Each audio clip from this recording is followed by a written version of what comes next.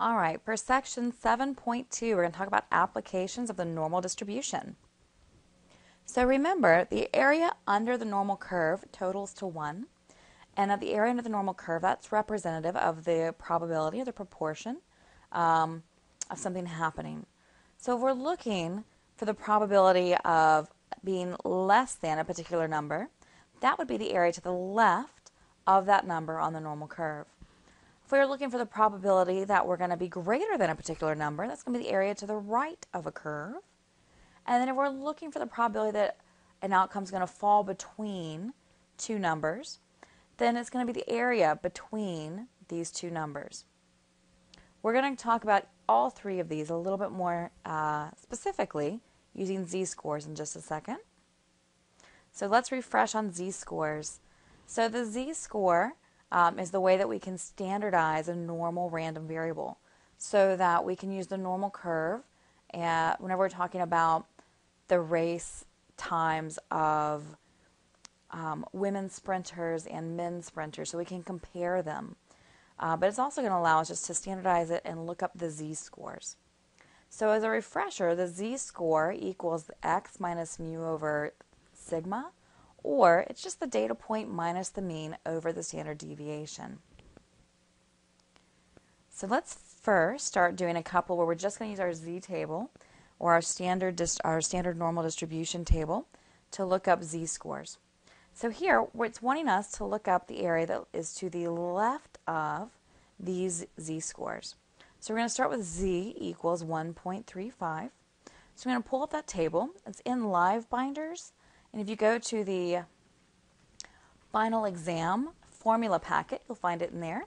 You can also find it in the appendix of your book. So a z-score of positive 1.35. Before we actually look that up, let's first talk about this table. So the z-score is running down the left side as well as across. So for instance, this negative 3.4. Well, z-scores are going to go out 2 decimal places. So negative 3.40 is represented here, and this is the area to the left. And again, we know it's the area to the left because of this little diagram.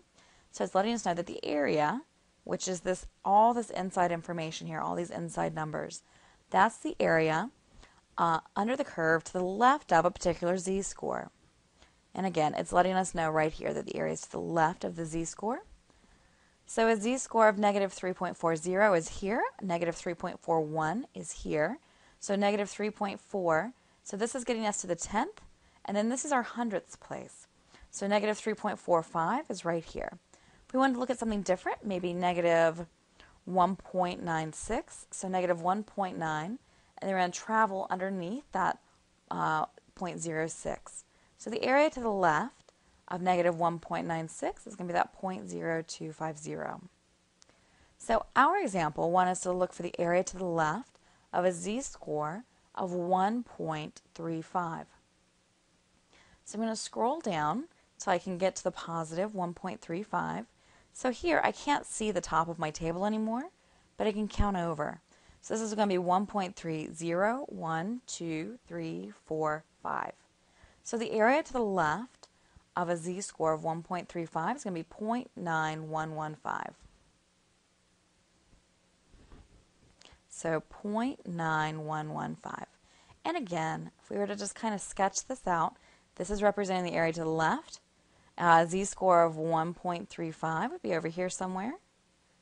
And that this would be the area to the left, being that 0.9115. All right, and then for our second example, it wants us to find the area to the left of a z-score of negative 1.99. So just a quick sketch. Remember that in the middle, that's a z-score of 0, so that's the mean. And then when we go to the left, this is going to be negative, so negative 1.99 may be back here somewhere. And we're going to look up the area for that.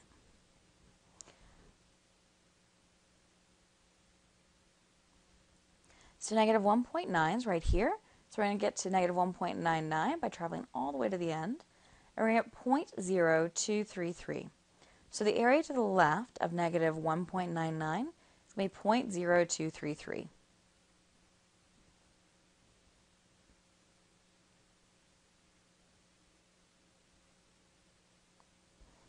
All right, and then for B, it wants us to go through and find the area to the right of these z-scores. So the first one's asking us to find the area to the right of negative 3.01. I'm just going to do a quick sketch. So negative 3.01 is going to be quite far to the left. So negative 3.01. Keep in mind that we have a 0 in the middle, and that all of our positive z-scores will be to the right. So that area is what we want to find. Well, whenever we look up the area in our z table, it's going to give us area to the left. So negative 3.01, and it's giving us 0.0013. 0.0013. So it's letting us know the area over here is 0.0013. So to find the area in green, we have to do 1 minus 0.0013 to get that area. The reason we're doing that is because we know the area underneath the entire curve is 1. And so if we know that the 0.0013 is from here to the left, then everything that's from here to the right is going to be 1 minus that. So we're going to end up with 0.9987. For our number 2, we're finding the area to the right of a z-score of 3.45. Well, again, I'm going to start by giving us a nice little rough sketch. Again, zeros in the middle. So 3.45, that's quite far to the right. And we're looking for this little bit of area right here. So that little area over on the left. So let's look up our area with a z-score of 3.45. So positive 3.45, we're going to come down. So 3.4, this will be 0, 1, 2, 3, 4, 5. So 3.45 is going to be 0.9997.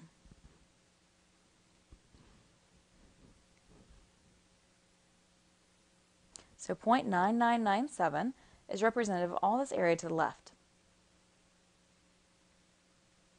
And again, to get our little green area, we need to do 1 minus that 0.9997, which is going to give us 0.0003.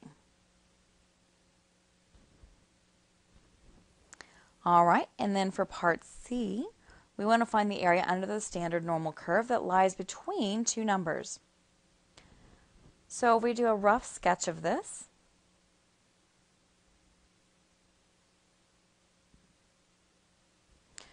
we want to find between negative 3.03 and positive 1.98. So what we can do is look up the area to the left of this 1.98, which will be all this area, and then we're going to subtract off that little tail that we don't need. So we're going to have to look up the area to the left of this negative 3.03 and subtract it. So we're going to start by looking up the area for the 1.98.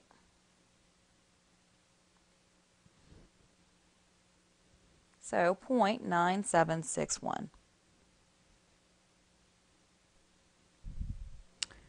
All right, and now, so we've got the area to the left of 1.98, which is that 0.9761. We need to find the area to the left of that negative 3.03.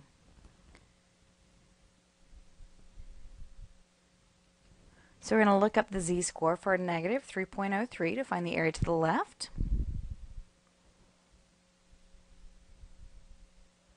So negative 3.03, negative 3.0, and then 3, there's going to be 0.0012.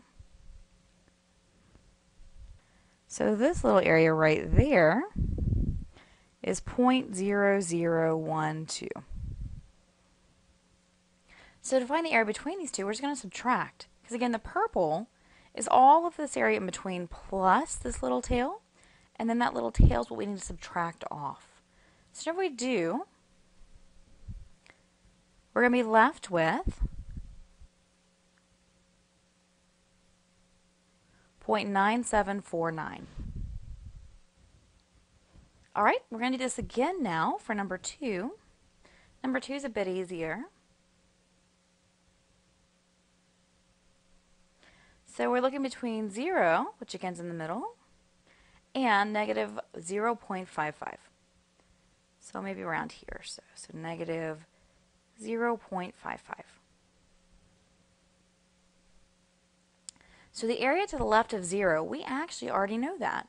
Because the area under the normal curve, or the normal curve itself, is symmetric, then we know that the 0 is splitting it in half. So it's going to be 0.5 to the left and 0.5 to the right. So we know that all of this area is going to be that 0.5000, or just 0.5. And now we're going to look up the area to the left of that negative 0.55. So the area to the left of a negative 0.55, almost there. So negative 0.5, and then 5 is going to be right here. So 0.2912. So 0.2912 is representative of this area right here. So we're going to do the whole thing. So this 0.5 minus the tail that we don't need. So minus that 0.2912. And when we subtract, we're going to get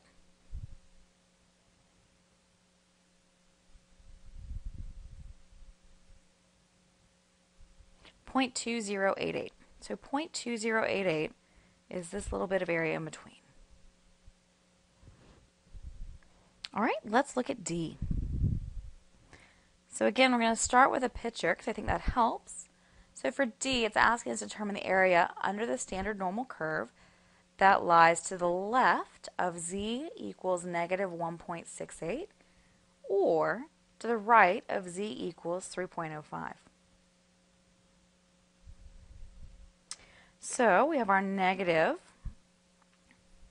1.68, our positive 3.05, and we need to find the area to the left of the negative 1.68. And then we also need the area to the right of the 3.05. So whenever it's giving us the or, we're going to be adding those. So we're going to look for this area first, and then we'll start working on the 3.05, the area to the right of that. So we'll look up the negative 1.68. So we've got negative 1.6 right here, and we're going to go over to where underneath the 0.08. So that's going to be an area of 0.0465.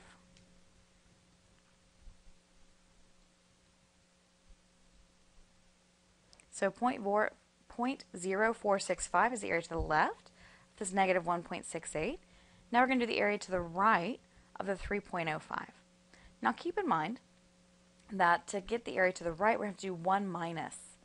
So 1 minus whatever we look up, because what we're looking up is actually the area to the left. So we're going to look up for 3.05.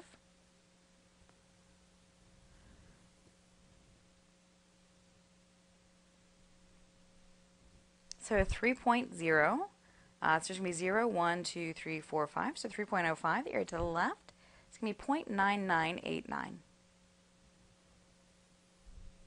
So 1 minus 0.9989, which means that this area is going to be 0.0011. So whenever it's asking us to find the area that lies to the left of the negative 1.68 or the right of 3.05, we're going to add these two numbers. So that 0.0465 plus 0.0011 is going to total up to give us 0.4076.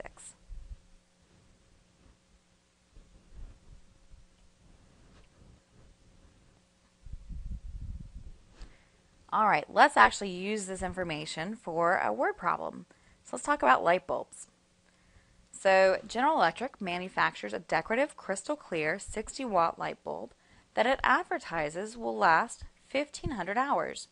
Suppose that the lifetimes of the light bulbs are approximately normally distributed with a mean of 1,550 hours and a standard deviation of 57 hours.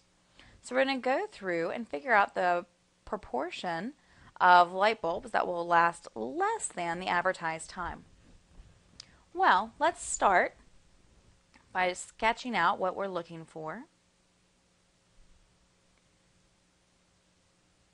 So our normal curve is something like this. And if we're labeling this with the hours of the light bulbs, then the mean, it tells us that 1550. Remember, that's the same as a z-score of 0. And it's wanting us to find the ones that will last less than the advertised time. So we want to find the probability that x is less than the advertised time. So to do that, we're going to have to convert that x to a z-score. So we're converting this 1500 to a z-score. So the 1500 is going to fall over here. So that's 1500 hours. But we need to know what that is in terms of z-score. So z equals, we're going to take the x, so the 1500, minus the 1550. And we're going to divide by that standard deviation, which it tells us is 57 hours. And going to 2 decimal places, so the 1500 minus 1550 divided by 57 is going to give us negative 0.88, because the 7 will round this 7 up. So negative 0.88 for our z-score. So whenever we look this up, negative 0.88, so negative 0.8, and then we're going to come over, and this will be the negative 0.88. The area is going to be 0.1894, so 0.1894.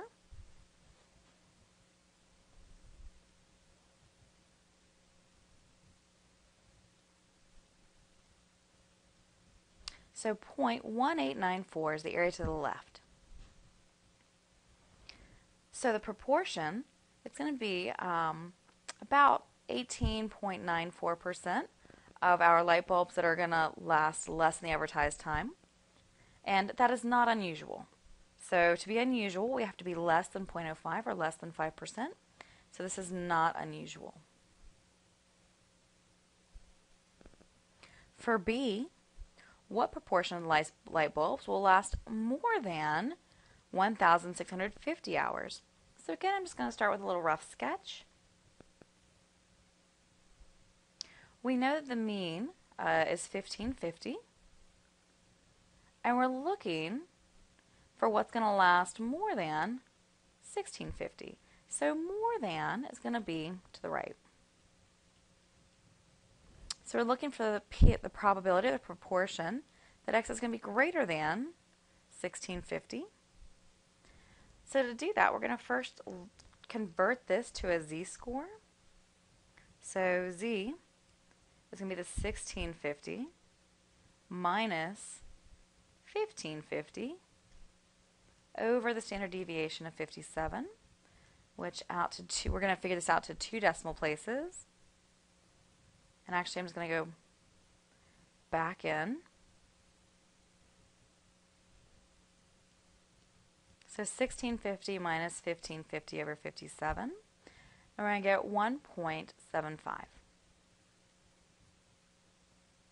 So we're going to look this up in the table, but keep in mind that this area to the right is going to be 1 minus whatever we look up in this table. So we're going to look up the area to the left of 1.75. So positive 1.7, so 0, 1, 2, 3, 4, 5. And we're going to get 0.9599. So 1 minus 0.9599. And that's going to give us 0.0401. So about 4% are going to last more than 1,650 hours. And that is going to be unusual because it's less than 5%. So this one we're going to make a note that it's unusual. But that's also 150 hours more than what they're guaranteeing. For C, what's the probability that a randomly selected GE crystal clear 60-watt light bulb will last between 1625 and 1725 hours? All right, again, we're going to start by sketching that out. So keep in mind that the mean of 1550 is right here in the middle. So our 1625 and our 1725 are going to be to the right. So we're looking for the area between here. We're going to first need to convert both of these to z-scores. So I'm going to convert the 1725 first.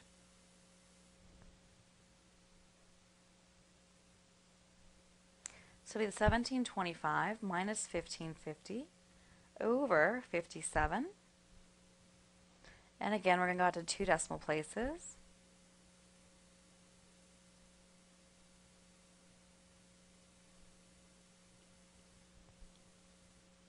So 1725 minus the 1550 divided by 57. And it's going to give us 3.07. And then let's convert this 1625. So the 1625 minus the 1550 over 57. And again, we're going to go out 2 decimal places for our z-score. Okay, so 1625 minus the 1550 over 57. And that's going to give us 1.32.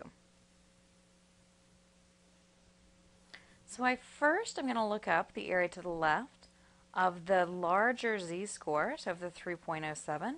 It's going to give me all of this area. So for 3.07, we're going to look that up.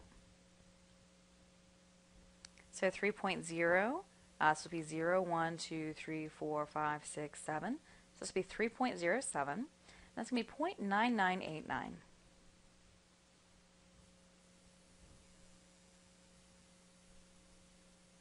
So again, that's the area in blue. And now we need to look up the area to the left of the 1625, and that was a z-score of 1.32. And that's going to give us all of this area. So we're going to look to the left of the 1.32. So here we have 1.3012. So 1.32 is going to be 0.9066.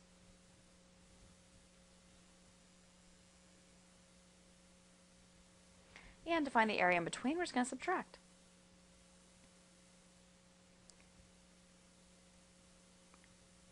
We're going to get 0.0923. So this area in between is that 0.0923. So about 9.23% of the bulbs will last between 1625 and 1725 hours. And again, that's not going to be unusual because it's not less than 0.05.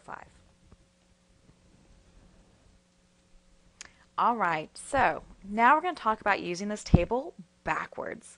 So we've been looking at z-scores to find the area, but let's start going through and figuring out the z-score, be it whenever they give us the area, and then converting that z-score to something meaningful. So here, for egg incubation times, the mean incubation time of fertilized chicken eggs kept at 100.5 degrees Fahrenheit in a still air incubator is 21 days. Suppose that the incubation times are approximately normally distributed with a standard deviation of 1 day. So for number 1, it wants us to determine the 17th percentile for incubation times of fertilized chicken eggs. Remember, 17th percentile means that 17% are that or below. So that or below. So let's draw a picture of this. So again, our normal distribution. And so the 17% would be over here. And so we're trying to find what that black line right here corresponds to. So the first thing we're going to do is look this up in terms of a z-score. So to do that, this is how we're going to use our table backwards.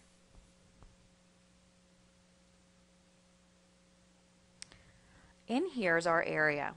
So we're going to look for an area that is really close to 0.1700. So as we're coming through, this is all in order. And here we can see that I've got 0.1685 and 0.1711. Well, 0.1700 falls in between here. Falls in between these two numbers. So we're going to pick the one that's closest. And the 0.1711 is closer, and that is representative, or that z-score for this area is negative 0.95. So negative 0.9 I'm getting from here, and then the 0.9, the 5, coming from here. So this is negative 0.95. So the z-score that we're going to use is negative 0.95.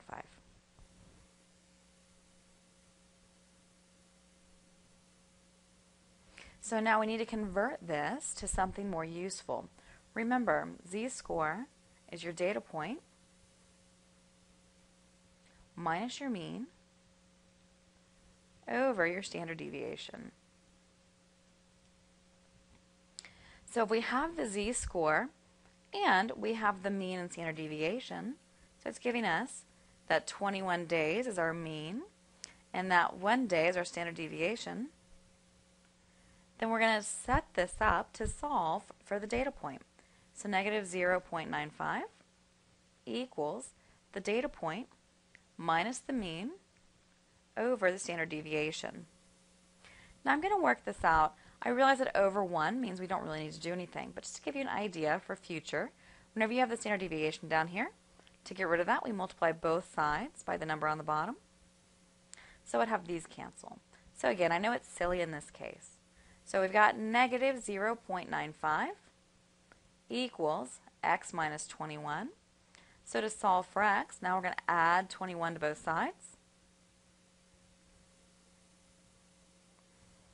And we're going to get that x equals 20.05. So it's going to be 20.05 days. Well, we don't really necessarily need to go out this far, so that's really about 20 days. Again, though, in your homework, read the instructions for how far out to go or how much to round. For number 2, it's asking us to determine the middle 95%, so the incubation time for the middle 95%. So the middle 95% is going to fall between these two lines.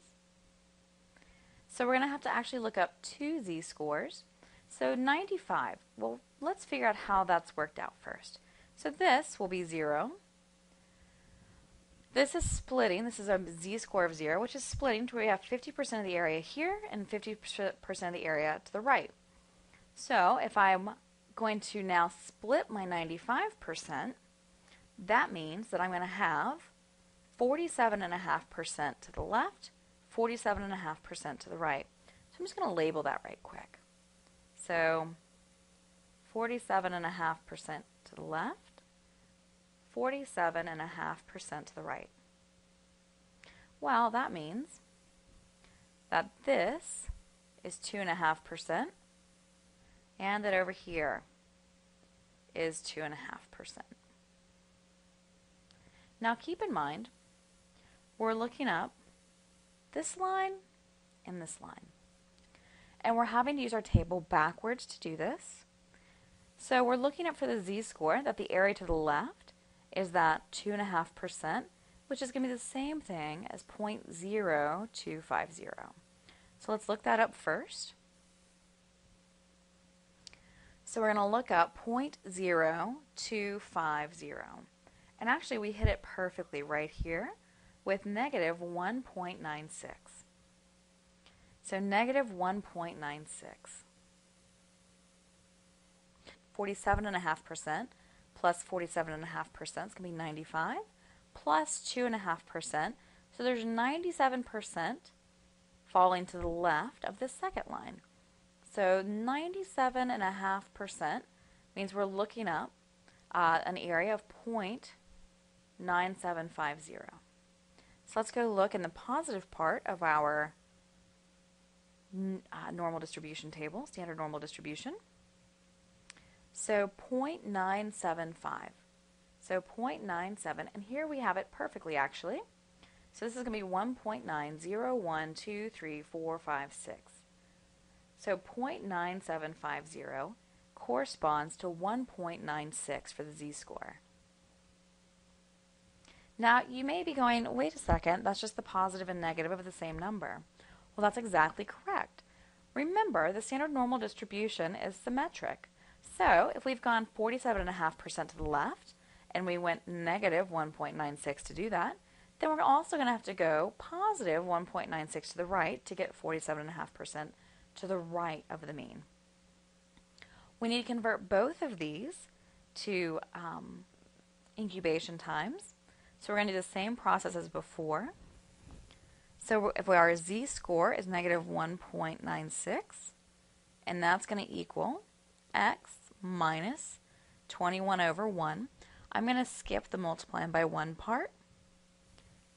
So that means that we're going to have this negative 1.96 equals x minus 21. So we're going to add 21 to both sides. And we're going to get that x equals 19.04. So that's for our lower one here. So this is going to be 19.04 days. And then for the right side, we have a positive 1.96 equals the x minus 21 over 1. Again, I'm going to skip multiplying by 1 on both sides. So we have 1.96 equals x minus 21. We're going to add 21 to both sides. And we're going to get that x equals 22.96. So 22.96 days. So if it wanted to be very specific, we could be this exact with a 19.04 to 22.96 days for 95% of these eggs to hatch. Or what might make more sense is that 95% hatch between 19 and 23 days.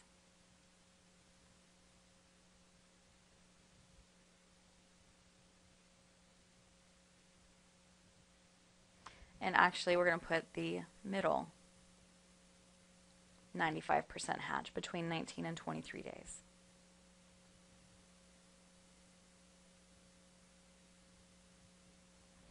All right, so let's talk about Speedy Lube. So Speedy Lube, the time required for Speedy Lube to complete an oil change service on an automobile approximately follows a normal distribution with a mean of 17. So I'm going to go ahead and write that down. So with a mean of 17 minutes and a standard deviation of 2.5 minutes. Speedy Lube guarantees customers that the service will take no longer than 20 minutes. If it does take longer, the customer will receive the service for half price. What percent of customers receive the service for half price? Okay, well, let's do a sketch.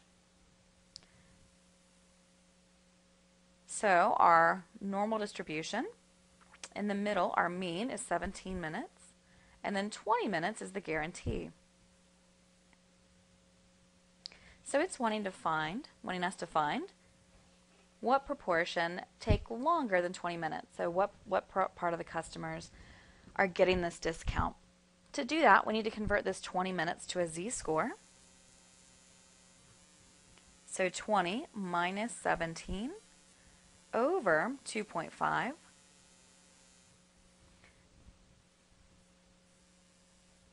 So 20 minus 17 over 2.5. And that's going to give us 1.2. So 1.2 z-score. We're going to look this up. Keep in mind it's going to give us the area to the left. So we're going to look up 1.2. So 1.20 is going to be 0.8849.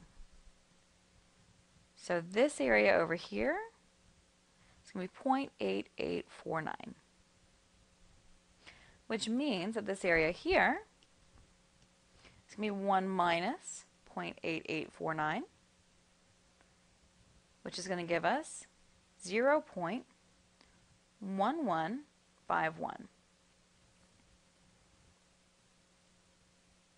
So that's going to be 11.51% of its customers are receiving that discount. Now for number 2, if Speedy Lube does not want to give the discount to more than 3% of its customers, how long should it make the guaranteed time limit? So now we still have our standard normal distribution. We still have a mean of 17. But now we're trying to find some number here so that we only have 3% to the right. So we want that to be 3%, which is 0.0300. Well, if there is 0.0300 to the right, then we know the area to the left, that this is going to be 0.9700. So we can look this up to get our z-score. So we'll start with our z-score and then convert that to a time. So 0.9700, so 0.97, and then we're looking for 00. So here we've got 0.9699 and 0.9706. Well, the 0.9699 is closer, and that corresponds to 1.801234567 So 1.88 is the z-score. It's going to correspond to this number.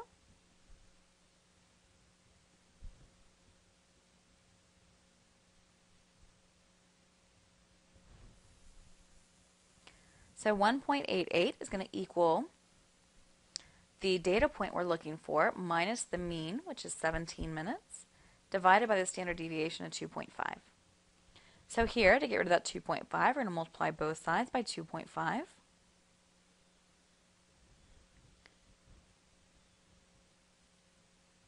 So the 2.5 times 1.88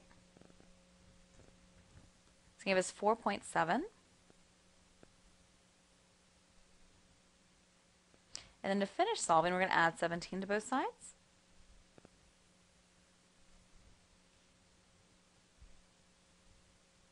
And next is going to be 21.7. So we're getting 21.7 minutes. Well, that doesn't make a lot of sense to have 21.7 minute guarantee.